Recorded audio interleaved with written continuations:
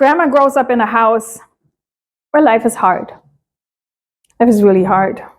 Her dad doesn't have work. There's not a lot of money in the house. It's a lot of stress. And dad lashes out because he's tired, and it hurts grandma.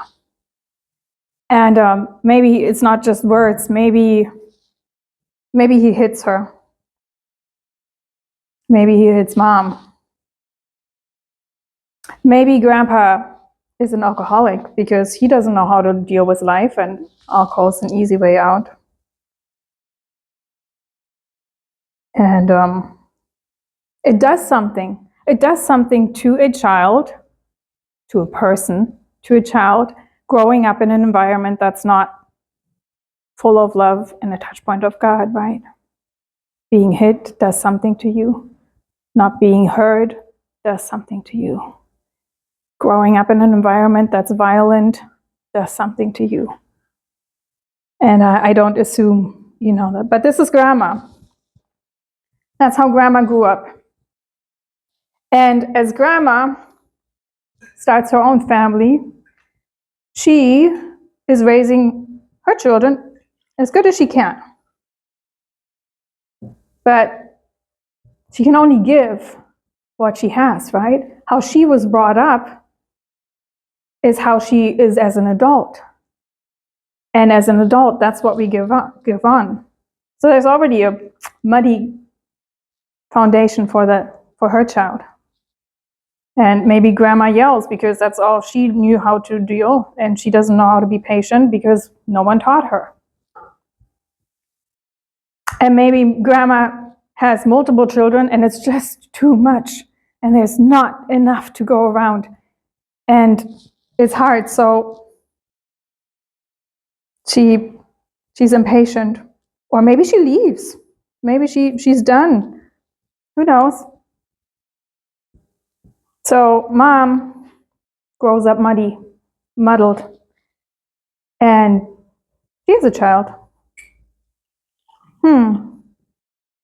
As you bring up your child, that's how the way they will go, and that's what you pass on.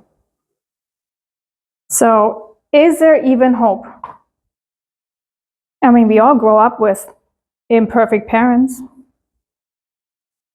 I mean, hopefully we grow up with good ones that are kind and trying, but no one's perfect. We all carry our pack, and I think some of us carry really big packs. You can't tell. I mean, you can't tell by looking at a person what they've gone through. But we all have some muddled water. We do, because that's what it means to be human. So where does this whole, oh, I'm holy, I'm redeemed, I'm saved, I'm a child of God comes in? Is there even hope for us? Go to Ephesians 5:26.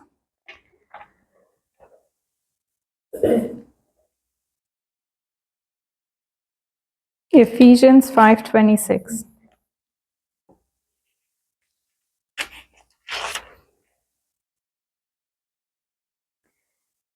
I'll read a little bit of context. Husbands, love your wives, just as Christ has loved the church and gave himself for her, that he might sanctify and cleanse her with the washing of water by the word. So cleansing this is by the washing of the water. Now we all know a Bible verse is truth. It's good to live by. But I mean, all of us, right? Yeah, thanks, Anna. We've been to church. We go to church regularly. We hear the word of God. We might even read our Bible at home and pray. And darn it, we're still muddled.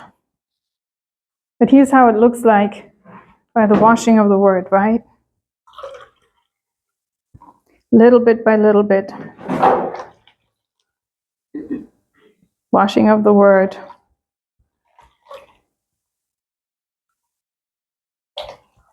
Washing by the word.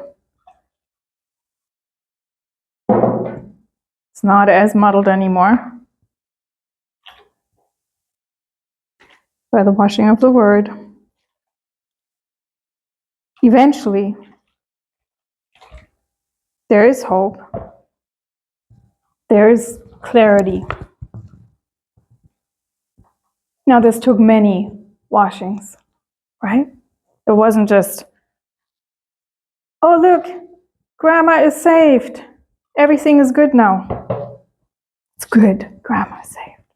She's saved. She's holy. She's redeemed. It's good. But it's not perfect. It's not. She can only pass on what she can pass on. So we're thinking about our children. What are we passing on to our children? Yes, we pass on right from wrong.